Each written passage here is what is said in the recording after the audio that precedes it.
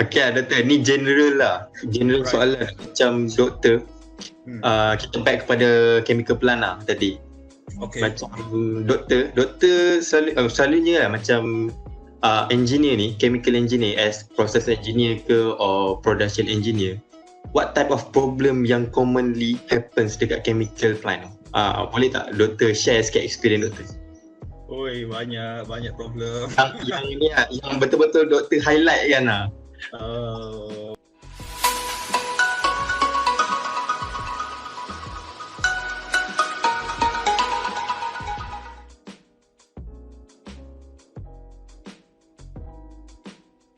Tengoklah macam mana. Jadi tapi kalau you rasa you nak kerja macam tu juga, you boleh cakap lah, saya terpulanglah kepada Encik nak bagi saya berapa yang sewajarnya dengan market sekarang dan sebagainya, macam tu lah. Tapi macam masa saya yang pergi hari tu, yang saya saja test market tu, saya memang dah ada kerja dan saya okay juga lah dengan kerja saya tu. Jadi saya saja je letak 4,000. Masa tu saya bukan 4,000 lagi lah. Masa tu saya baru 3,000 bawah sikit. Jadi kalau saya dapat 4,000 tu macam sejam sikit lah. Tapi saya tahu saya akan sangat sibuk dekat tempat kerja baru tu. Jadi tak dapat, tak apalah, saya teruskan continue dekat kerja sepatutnya. Dari segi dia. Okey doktor, ni general lah. General soalan macam doktor. Kita back kepada chemical plant lah tadi. Okay. Macam doktor selalunya lah macam engineer ni, chemical engineer as process engineer ke or production engineer. What type of problem yang commonly happens dekat chemical plant? Boleh tak doktor share sikit experience doktor? Oi, banyak problem. Yang ni lah, yang betul-betul doktor highlight kan lah. Banyak macam-macam problem ada. Macam-macam. Saya pun tak tahu nak highlight yang mana satu. Tapi okey lah. Antara problem-problem yang ada kan kalau dekat production plant ataupun process plant kan. Quality problem. So bila quality problem, kalau quality tu dah teruk sangat, maksudnya minyak kita ataupun chemical kita, kalau kita kerja untuk produce chemical, dia spek dia dah terlalu lari, so berlaku rejection. You kena reject minyak ataupun chemical tu. Jadi bila berlaku macam tu, jadi kita tak akan dapat kita punya daily production target lah. Dia tak dapat macam tu, habislah kita kena kita kena marah lah kan.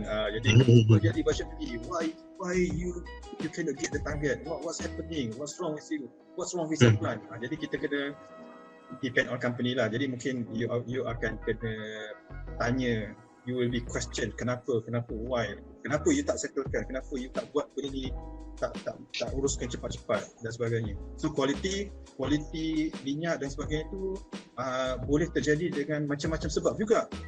Okay? Mungkin berlaku contamination, mungkin berlaku pressure vacuum drop yang menyebabkan certain parameter seperti pressure dan vacuum tak boleh berfungsi dengan baik. Mungkin berlaku masalah cooling water yang mana tak berlaku heat exchange yang betul. Okay? Mungkin berlaku coran dekat pipe. Mungkin berlaku tersumbat, pipe tersumbat. Macam-macam lah, macam-macam. Mungkin quality raw material tu pun bermasalah. Jadi quality raw material bermasalah pun sama juga. Mungkin quality co-feed material. Contohnya kalau macam you punya raw material adalah certain benda, lepas tu you feed dengan katakan dengan phosphoric acid ke dengan bleaching earth ke apa, jadi mungkin kalau itu pun ada masalah, mungkin contaminated, jadi you punya produk pun contaminated dan sebagainya. Tapi ada juga masalah macam ni, you punya plant okay, normal operation cantik je, tiba-tiba power cut off selama tak sampai 1 saat. Oh, dia macam trip lah begitu. Trip tak sampai 1 saat ataupun 1 saat ataupun macam setengah saat, macam tu. Bila trip macam tu je, kalau macam tempat saya kerja dulu, habis. Bila trip je 4 jam downtime. Maksudnya bila 4 jam downtime tu maksudnya semua kena reject. Sebab boiler pun trip. Jadi bila boiler trip je, power cut off je, steam production dah tak ada, dah tak betul. Semuanya dah haywire lah dekat plant. Jadi itu masalah yang macam kadang-kadang kita frust lah. Tapi kalau masalah macam tu, sebagai seorang process engineer yang in charge kat plant masa tu, tak susah nak jawab lah, sebab kita boleh bagi alasan, tu TNB power trip. Faham tak? Tapi kalau macam ada masalah-masalah lain yang mungkin memang disebabkan kita, benda-benda yang di bawah kita penyebabnya, mungkin orang bawah kita, mungkin kita punya plant operator tersilap buka valve, patutnya masuk dalam tangki 102, tiba-tiba dia masuk ke tangki 503, itu habislah. Maksudnya bukan masalah, itu kesilapan yang sepatutnya boleh dielakkan lah. Contohnya macam itulah. Ataupun mungkin dah ada alarm, menunjukkan filter cartridge untuk line nombor 100 ni patut ditukar, tapi dah perlu ditukar sebab pressure pun dah naik dan dah tinggi kan, jadi you kena tukar lah. Divertkan ke filter cartridge sebelah dia spare, lepas tu tukar. Dan katakan benda tu lambat dibuat, jadi menyebabkan plant upset, quality out, jadi itu pun itulah, macam-macam masalah, banyaklah masalah. Jadi kadang-kadang masalah apa lagi itu kalau plant tengah operate. Kalau katakan plant dah operate 1 bulan, lepas tu adalah kadang-kadang in between adalah masalah-masalah tertentu tapi manageable. Di akhir tu masa kita nak buat report, tengok harga production per kilogram ataupun per tan minyak tu tiba-tiba naik atas. Maksudnya naiklah harga processing cost, harga cost tu. Jadi mungkin company dah ada certain standard, cost harga dia macam ni, tapi bila dah kira-kira lepas 1 bulan buat report, harga dia macam ni. Jadi kita kena jawab lah. Itu pun masalah juga kan.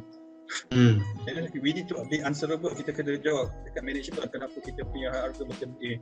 Jadi mungkin kita kena cari balik apa masalah yang mungkin kita telah membenarkan overtime yang berlebihan kepada pekerja dan sebagainya. Mungkin kita pakai utility yang banyak. Mungkin berlaku 3-4 power trip. Bila power trip, semua pump mungkin ada 50 pump yang terpaksa dibuka secara berturutan, back to back. Ada itu menyebabkan power surge yang tinggi. Bila power surge tinggi, mungkin rate TNB pada waktu itu untuk kilowatt yang tinggi itu akan jadi tinggi lah. Jadi mungkin kita kena tahu sebab-sebab dia.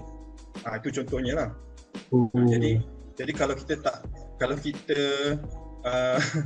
lepas 1 bulan tu kita report, kita punya production cost banyak ni. Why your production cost is very high? Why January until May everything is very okay, suddenly in June why it's very high? Contoh macam tu. Jadi dia dah kena pressure, you tanya kan. Tak tahu lah. Kalau macam tu tak boleh lah. You kena macam tahu, you kena tahu mana nak cari information, tahu apa yang berlaku. You are the person who is in charge of your plan. You kena tahu your plan tu betul-betul. You kena tahu. Tapi memang tak senang nak buat tak senang. Benda ni perlu you punya commitment lah. You kena pergi kat plan, you kena belajar, you kena tahu, you kena get exposed. Dia tak cepat lah, tapi it takes time, but then with time you will be very good. So adalah sikit-sikit kan, dah cerita beberapa masalah kan. Faham. Itu sikit masalah. So far macam mana? So far macam mana? Kira doktor buka balik lah buku, macam doktor nak settle down problem tu. Doktor buka balik buku ke balik macam ni? Kira balik.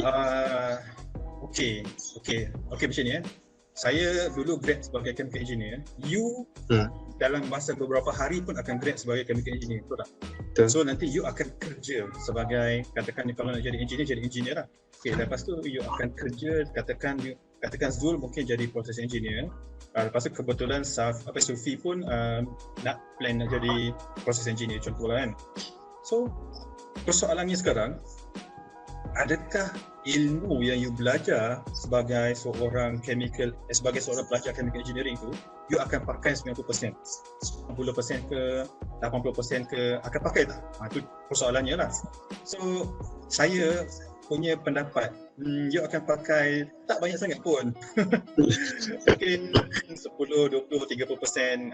Kalau nasib baik macam tu lah, 30% nasib baik lah. Tapi yang lain tu you kena ilmu yang kita apply daripada degree chemical engineering kita, itulah susah nak cakap benda ni, tapi maybe 5%, 10%, 50%, 20%, 30%, tak banyak lah yang macam exactly, tapi ilmu yang kita dapat tu adalah sebagai satu basic fundamental yang mana membuatkan kita akan lebih memahami application dalam kerja kita nanti.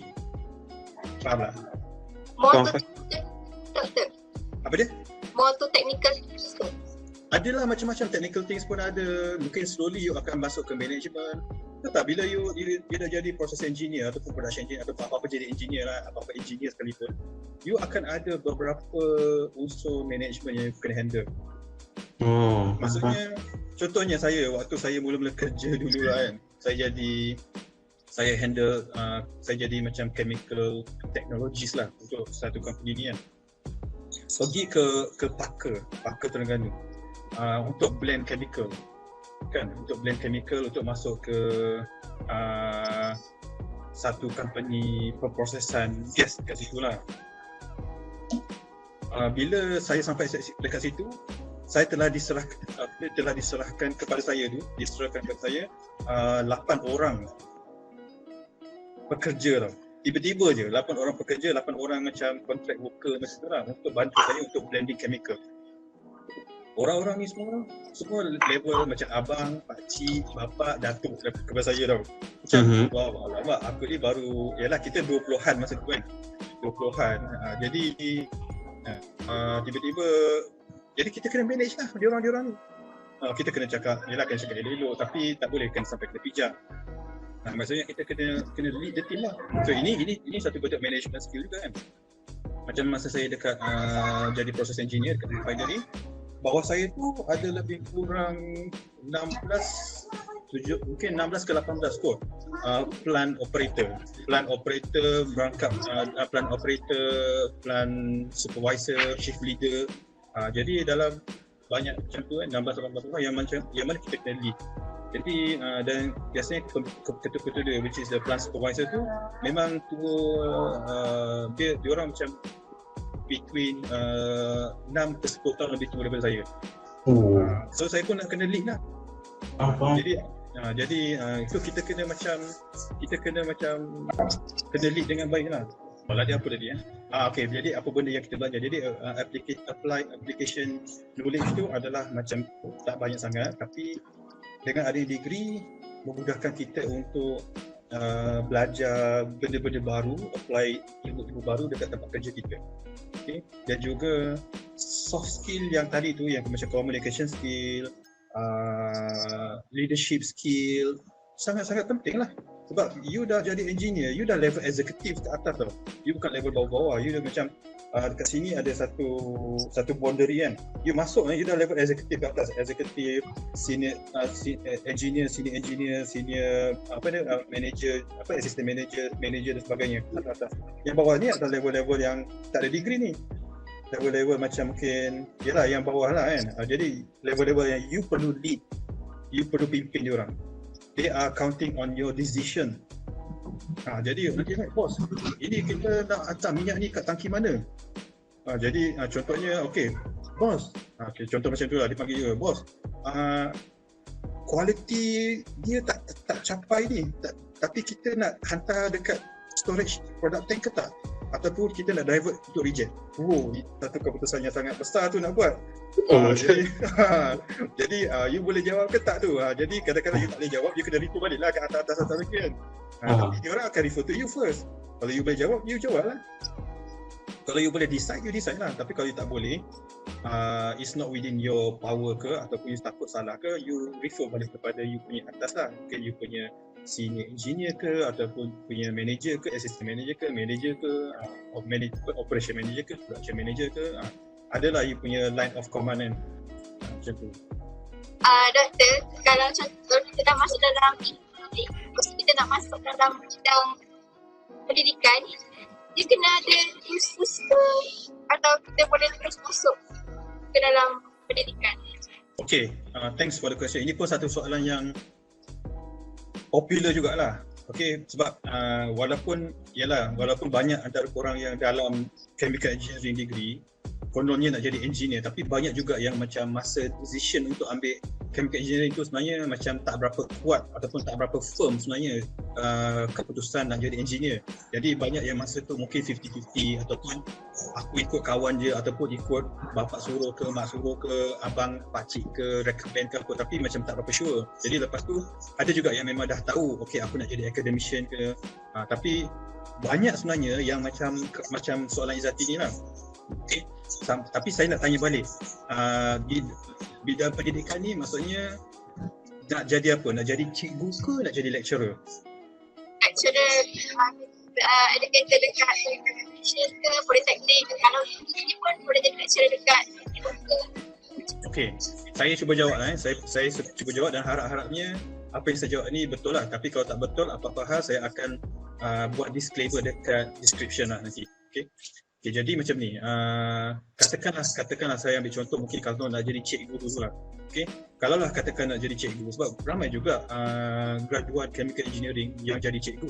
Okey, saya pun ada refer kepada rakan-rakan pensyarah fakulti pendidikan. Okey, sebab diorang mengajar cikgu kan. Jadi sebenarnya kalau kita dah ada chemical engineering degree, lepas tu kita nak jadi cikgu untuk sekolah kerajaan, seelok-eloknya diorang kena ambil diploma pendidikan. Okey, ambil diploma pendidikan, mungkin boleh lah, lepas tu boleh jadi cikgu lah. Tapi itulah, jawatan cikgu ni pun kompetitif juga. It's not macam terlalu banyak kekosongan, jadi macam mungkin kena beratur jugalah. Jadi cuma masalahnya diploma pendidikan ni saya difahamkan macam taklah banyak tempat yang offer. Tapi kena carilah kat mana yang ada offer diploma pendidikan. Okay, jadi macam itulah caranya, maksudnya itu kalau nak jadi cikgu. Tapi sebenarnya kalau macam orang yang daripada SPM contohnya nak jadi cikgu direct, diorang dah tahu diorang akan ambil degree pendidikan. Faham tak? Degree pendidikan, lepas tu diorang terus boleh macam register dengan Kementerian Pendidikan lah untuk jadi cikgu lah. Kalau tak silap saya macam tu lah. Tapi kita ni lain, kita chemical engineer, dah ada degree chemical engineering, jadi kita kena ambil diploma pendidikan lah untuk macam adjust balik kita punya ni skill dan knowledge untuk mengajar lah. Okay, kalau lah kita nak jadi lecturer politeknik contohnya, itu setahu saya, sebab ada juga junior kawan-kawan saya yang macam jadi lecturer politeknik, itu boleh jadi terus. Maksudnya dengan chemical engineering degree boleh jadi terus. Rasanya tak perlu apa-apa tambahan degree ke master ke PhD ke apa, tak payah. Okay, boleh jadi terus. Kalau lah katakan nak jadi cikgu MRSM, itu pun kalau tak silap saya boleh apply terus. Okey, boleh apply terus. Nanti MRSM dia ada in-house training dia sendiri. Jadi boleh macam specialize dalam certain subjek yang kita mengajar. MRSM ni bagusnya yang saya dengar lah, last year ada pergi MRSM Mersing. Lepas tu borak-borak dengan saya, ada borak-borak dengan cikgu dia. Dia orang cakap cikgu-cikgu MRSM ni specialize. Maksudnya kalau cikgu tu ajar matematik, memang matematik je dia ajar. Dia dah specialize kat situ. Jadi kalau dia ajar PJ, dia ajar PJ je. Kalau dia ajar sains, ajar sains je. Jadi macam dia memang dah jadi pakar dalam bidang tu. Kalau di sekolah kerajaan mungkin you kena ajar ini, kena ajar itu, macam-macam, mungkin macam tu lah. Okay. So itu untuk jadi cikgu kat sekolah biasa, cikgu MRSM dan mungkin politeknik lah, ataupun sekolah teknik ataupun yang seumpamanya lah. Kalau untuk universiti pula, we are talking about becoming a lecturer macam saya sekarang ni lah. Okay. Dulu memang minimum qualification is master, tapi sejak 10 tahun lepas, kalau tak silap mungkin lebih daripada itu lah, mungkin 10 ataupun 12 tahun lepas macam tu, dia dah start. You lecturer, you kena ada PhD. Kena ada PhD baru you boleh jadi lecturer. Itu qualification untuk jadi lecturer lah. Jadi itulah terpulang kepada masing-masing lah, anda masing-masing macam mana you nak jadi apa. Saya tak ada cakap jadi apa yang bagus, sebab semua kerja-kerja yang ada yang kita bincangkan ni semua kerja yang mulia lah. Ada kerja-kerja yang tak elok, yang penting kita ada kerja, ada career, kita mencari rezeki, dan kita menjadi manusia yang berguna, kita dapat bina generasi yang bagus, macam itulah. So menjawab tak soalan? Ya, betul. So kalau contoh kita nak jadi lecturer dekat universiti, bidang yang kita akan ajar tu kita sendiri pilih ke atau diorang yang provide sendiri kita kena ajar? Okay. Untuk jadi academician, cikgu ke, cikgu American ke, lecturer politeknik ke, lecturer universiti awam atau swasta, semuanya very competitive. Maksudnya bukanlah selalu kekosongan tu ada. Kalau kekosongan tu ada, mungkin kalau katakan ada 2 kekosongan sekalipun, yang nak masuk ke 2 kekosongan tu mungkin ada 300 orang. Contohnya lah. Contohnya, jadi banyak. Jadi kalau cikgu mungkin sebanyak itulah, tapi kalau lecturer mungkin kalau ada, contohnya kalau satu kekosongan mungkin ada 20-30 lecturer lah, 20-30 PhD holder yang standby untuk mengisi position itu. Jadi nampak tak kompetitif dia macam mana? Okey, jadi pada waktu itu, kalaulah you dapat bidang yang you suka untuk mengajar, contohnya lah, katakan macam Izzati lah. Izzati, saya dengar daripada tadi you mention pasal safety kan. Kalau memang you minat safety, yang you dapat mengajar benda-benda berkaitan dengan safety, alhamdulillah, itu you punya rezeki lah. Tapi kalaulah you minat safety, tapi you akan diberikan satu jawatan. Maksudnya, sekarang you Izzati dah dapat satu offer untuk jadi lecturer, tapi katakan offer itu hanya untuk mengajar subjek proses kontrol. Tapi kena ingat, kalau you tak nak, ada lagi 35 orang lagi standby nak ambil jawatan tu. You nak ke tak? Jadi sudah. Jawatan lecturer ni is a very high demand, very professional, nampak professional, sangat macam respectful jugalah. Jadi maksudnya kalau saya boleh bagi advice, you masuk je lah. Lepas tu you belajar lah proses control macam tu. Jadi so buat macam tu lah. Jadi do what it takes for you to become a lecturer. Do what it takes for you to become a MRSM teacher ataupun a lecturer in polytechnic dan sebagainya. Because you tak boleh nak ikut sangat apa yang you nak, sebab you kerja dengan orang, you kerja dengan you, it's not that you are having your own job, your own business. You own business tu lain cerita lah, you nak jadi apa-apa jadilah. Tapi kerja dengan orang, kerja dengan company, kerja dengan universiti, kerja dengan sekolah. So kita kena menurutlah apa yang kita disuruh. Kan? So hopefully that answers you. Doktor, pandangan doktor lah, pandangan sekarang ni dengan isu COVID-19 ni, lepas tu dengan ekonomi tak berapa stabil, minyak rendah, doktor rasa kan industri mana yang sesuai nak tembusi? Industri petrokemikal, oleokemikal ke, oil and gas ke? Macam tu lah. Rasa oil and gas tu memang dah kritikal kot sekarang. Jawapannya mudah je. Awak try lah apply dulu, apa yang dapat tu awak consider je. Maksudnya, it's not as easy as you can choose. Maksudnya, kalau lah macam, tapi lain kan, Zul, katakanlah awak ni jenis student yang sangat hebat, outstanding. Sebelum awak apply, company-company dah minta ke UTM, okay, please show us a very good graduate yang mana diorang nak terus offer, nak terus bagi you job. Itu lain cerita tau. Maksudnya nanti mungkin lepas you grad je, dah ada Petronas dah offer, Shell dah offer, Sime dah offer, apa lagi, mungkin Selamba je dah offer. Itu lah, you boleh tanya soalan tu kat saya sekarang, yang mana satu bagus. Tapi sekarang ni, dalam situasi sekarang ni is very very competitive. Bagi saya, you apply je semua tu, mana yang dapat, mana yang panggil you untuk offer, you kalau sesuai lah you grab je. Sebab sekarang ni kalau nak cakap company oil and gas sesuai ke tak, kata tak sesuai, it is still paying quite good. Bayaran gaji dia antara yang tertinggi dibandingkan dengan kerja dalam bidang sebab engineer dalam bidang kelapa sawit ke apa kan, still oil and gas lagi tinggi. Itu pendapat saya lah. Tapi kalau dalam bidang palm oil ke apa kan, edible oil, refinery ke apa macam tu, oil and fats kan, still potential untuk you naik tu ada. Jadi it is for me, once you dah grad ataupun sekarang lah masanya, you start apply je apa-apa yang you dapat. Katakanlah you ada masa, dia bagi masa 2 minggu untuk jawab offer letter tu. Lepas tu katakan pada hari ni you dapat satu offer letter daripada company A. Lepas tu 3 hari lagi you dapat offer letter daripada company B. Lepas 7 hari you dapat offer letter daripada company C. Lepas 10 hari you dapat offer letter daripada company D. Masa tu you boleh pilih yang mana satu. Sebab biasanya company-company ni akan bagi masa mungkin seminggu ke 2 minggu ke 3 minggu ke 4 minggu ke untuk you jawab sama ada you nak kerja atau tak. Masa tu okey lah, you boleh pilih. Jadi kalau masa tu you rasa you incline towards jadi process engineer dekat oil and gas pun okey, no problem. Kalau masa tu antara offer-offer tu katakan dia jadi katakan company oil and gas tu you dapat offer tapi kerjanya dekat gurun, tapi you tak minat lah duduk kat Kedah, tapi mungkin katakan you minat duduk dekat dengan JB lah contohnya, lepas tu you dapat company dekat Pasir Gudang yang actually oil and fats based industry. Jadi mungkin you nak ambil yang tu.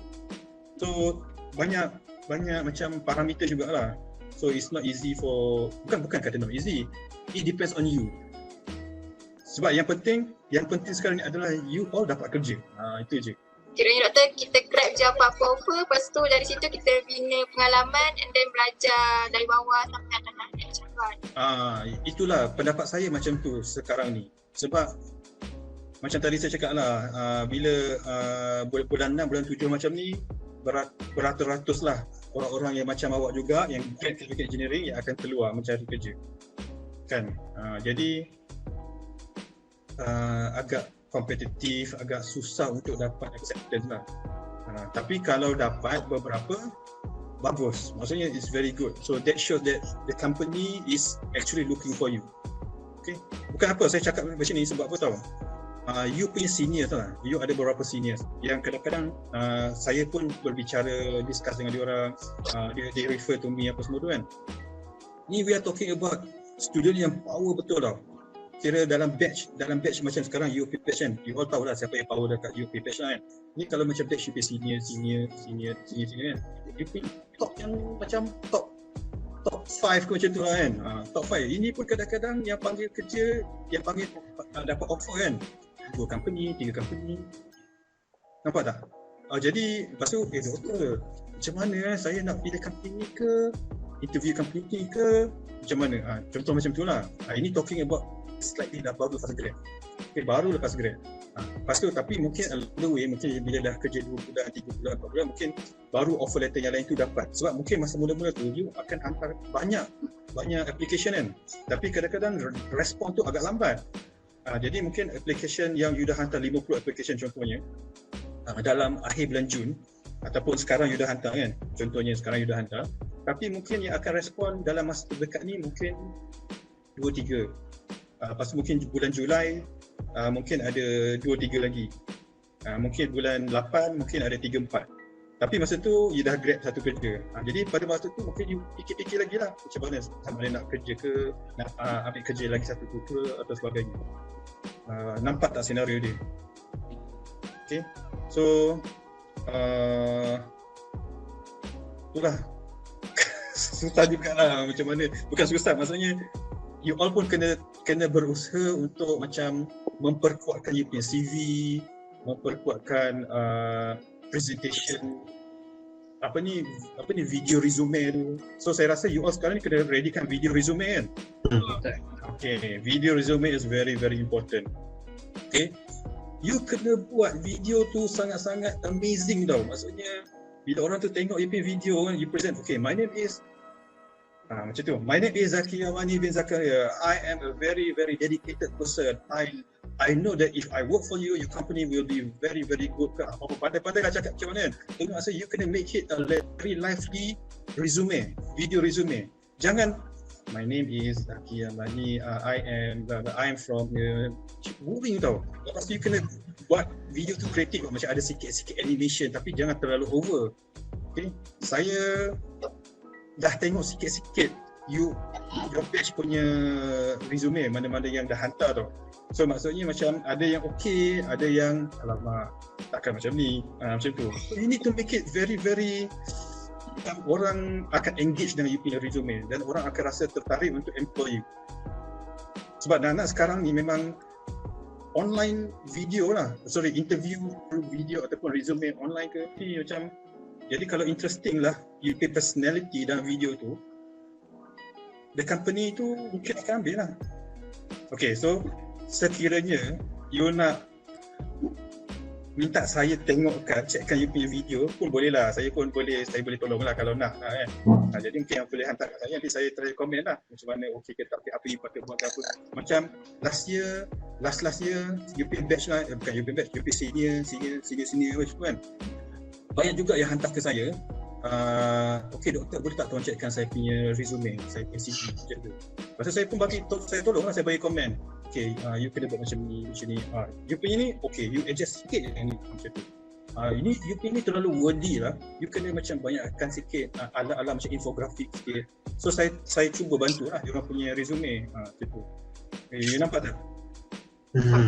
Okay, sekarang ni so maksudnya moral of the story, you kena make your video resume tu very good. Jangan buat sebab UTM ataupun you punya PA suruh buat. Okay, you buat ni supaya macam you boleh upkan dekat LinkedIn tu kan. Lepas tu orang nampak. Lepas tu nanti orang share ke situ, hantar kat sini apa semua. Lepas tu nanti mungkin daripada 2 ke 3 orang, 4 orang sampai ke orang yang ke-10, orang 10 tu offer you kerja. Kan okay. So you need to make your video resume perfect. Okay, betul. Macam saya bagi situasi lah. Okay, ada satu student ni, dia macam disebabkan COVID-19 ni, kita kan macam susah nak dapat kerja. Jadi dia decide untuk sambung master. Jadi untuk bagi doktor, dia punya master tu akan di considering tak waktu diconsider oleh employer tak untuk jadi engineer? Oh, ini agak tricky juga lah. There's no specific answer for this. Okay, dia depends on many situation juga. Okay, jadi kalaulah seseorang, saya punya advice macam ni lah. By this time, patutnya you all dah tahu apa you nak jadi. Okay, by this time you need to know what you want to be. If you want to be an engineer, or focus to be engineer terus. Kalau you nak jadi academician, fokus to be academician terus. Kalau you nak jadi consultant, jadilah consultant terus. Kalau you nak jadi safety and health officer, jadilah ke arah situlah. Okay. Kalau lah katakan dia nak jadi engineer sebenarnya. Okay. Seseorang ni nak jadi, kita namakan orang ni orang A nak jadi engineer. Tapi disebabkan mungkin susah dia nak jadi engineer, dia sambung belajar. Okey lah, tak apalah, mungkin memang betul-betul dia dah tak dapat offer, dia dah berusaha sedaya upaya, dia tak dapat jadi engineer, dia tak dapat apa-apa offer despite of dia dah hantar 200 application kan. Jadi okey lah, dia sambung je lah belajar. So lepas katakan 1.5 tahun ataupun 2 tahun dia dah habis master, lepas tu dia teruskan niat dia untuk jadi engineer. Teruskan je dah, macam tu boleh, dia teruskan dan lepas tu bila dia nak apply kerja, tak semestinya employer dia ataupun company yang dia apply tu akan bagi gaji master. Sebab tak perlu pun, sebab dia dah sebenarnya overqualified. Company biasanya akan perlukan degree je. Okay, macam saya dulu, saya kerja dengan satu company yang oil and fats refinery ni. Saya dah ada master tau masa tu. Tapi dia kata setelah saya dah ada master, tapi dia kata we don't need your master. So I actually overqualified. So dia cuba bagi saya sedikit naik sikit sebab saya punya pengalaman kerja dia dulu. Saya ada pengalaman kerja yang sebelum tu, jadi dia bagi based on benda tu je. Kalau dia kata, kalau nak cakap saya ada master, saya patut tinggi sikit. Kita tak ada kuasa untuk benda tu. So terpulang kepada majikan, potential majikan, untuk decide lah sama dia nak bagi ke tak. Kalau you betul-betul sangat-sangat hebat, mungkin boleh lah. Saya bagi contoh lah, contoh kalau seorang tu memang sangat hebat lah kan, very outstanding. ada satu company tu dekat Westport Klang. Tahu kan Westport Klang kan? Jadi dekat kawasan perindustrian. So seorang engineer, katakan nama engineer ni C.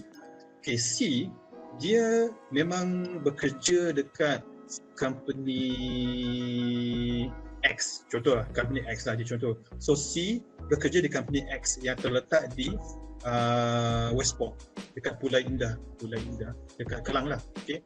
Lepas tu dia masuk ke company Y, dia nak masuk ke company Y. So bila dia masuk ke company Y, dia kena interview. C ni dia tinggal dekat Klang Valley yang dekat kawasan, let's say kawasan PJ. Okay. So daripada PJ dia kena pergi sampai ke Westport. Jauh kan? Jauh, lepas tu kena melalui tol dan sebagainya. So apa yang dibuatnya ada macam ni. Apa yang terjadi adalah macam ni. C ni adalah seorang yang sangat-sangat hebat lah, outstanding engineer. Dia engineer yang macam best lah. Memang company Y tadi tu nak sangat dia. So masa interview dengan Y, masa tu dia dah tengah kerja dengan X. Okay? Masa dia interview dengan Y, dia cakap, okay, if you want me, I want you to give me travelling allowances. You cover saya punya tol daripada saya duduk kat PJ ni sampai ke Westport, ulang-alik apa semua tu dibagi. Jadi sebab dia ni memang bagus sangat. Jadi company Y ni yang tengah interview dia pun bagilah dia allowance tambahan lagi. On top of dia punya basic lah, allowance ini dia bagi. Orang lain tak dapat allowance ni pun, walaupun tinggal dekat KL ke, kat Melaka ke, Seremban ke, nak ulang-alik ke, tapi dia ni sebabkan dia ni macam company Y ni rasa dia ni bakal jadi manager dan sebagainya, projected to be manager kan. Jadi dia offer juga. Jadi maksudnya kalau you betul-betul bagus, company boleh nampak tau. The company can see your reputation. They can sense, and then they will do whatever it takes to grab you. Kalau dia kena tambah, okay tak apa, tambah lagi 500 ke, tambah 1000 lagi ke untuk seorang yang bakal jadi leader for the company. Why not? Nampak tak? So you kena ada that reputation. Okay. Lepas tu doktor, apa nasihat doktor untuk kalau ada CGPA yang rendah tapi dia nak kerja dalam bidang engineer, tapi CGPA dia ni rendah, dan macam mana dia orang nak CGPA rendah tapi nak kerja engineer? Boleh tak lagi dia orang apply dalam ni? Apa yang dia orang should improve ke? Apa yang company akan tengok selain daripada CGPA orang? Okay, macam ni. CGPA rendah tu harapnya taklah rendah macam 2. Kalau bawah 3 sikit macam 2.8, 2.9, still boleh jadi engineer. I just want to highlight that chemical engineering degree, chemical engineering graduate from UTM sebenarnya bagus, very very high quality. Okay, this is my perception. Sebelum saya jadi lecturer UTM lah. Okay, this is my perception. Jadi masa saya jadi engineer dulu, saya banyak juga ada interview student-student, interview budak-budak yang LI tu ada, dan juga graduate lah. Okay, ada juga interview. Jadi from my point of view, walaupun pointer student UTM ni macam, kalaulah seseorang tu pointer dia agak rendah, tapi still dia bagus.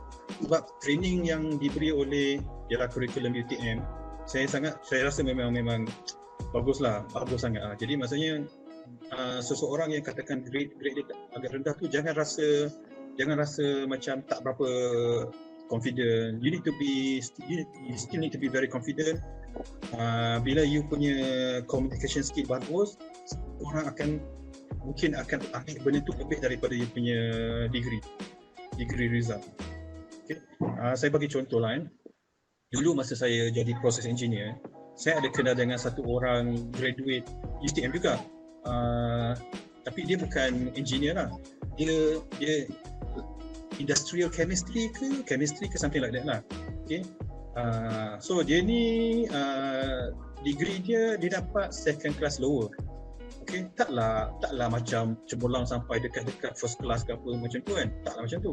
Tapi AB communication dia memang mantap, memang terbaik.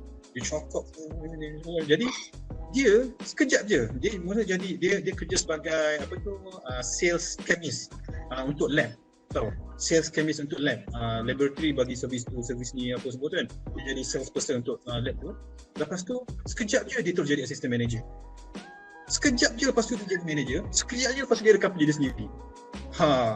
So maksudnya saya kenal baik dengan dia sebab yalah macam kita in contact communication apa semua tu kan. Kita yalah kita jumpa masa dekat Pasir Gudang lah apa semua tu. Jadi dia ada macam jumpa saya kat company tempat saya kerja kat sana apa semua tu. Jadi saya tahulah perkembangan dia juga. Jadi itulah my point here is kalau macam you punya CGPA rendah, you jangan rasa macam susah hati sangat. Okay? Tak apa, sekarang dah tak boleh buat apa dah. Tapi apa yang boleh dibuat adalah you kena improve in terms of communication skill. Improve betul-betul, memang betul-betul kasih you cakap tu cair je, flow speaking tu macam best lah. Okay, jadi apa nama ni? Cumanya option untuk you diterima kerja, memang company-company akan tengok kepada yang pointer lebih tinggi lah. Maksudnya dia punya acceptance ataupun penerimaan, sebab dia orang pun ada filter.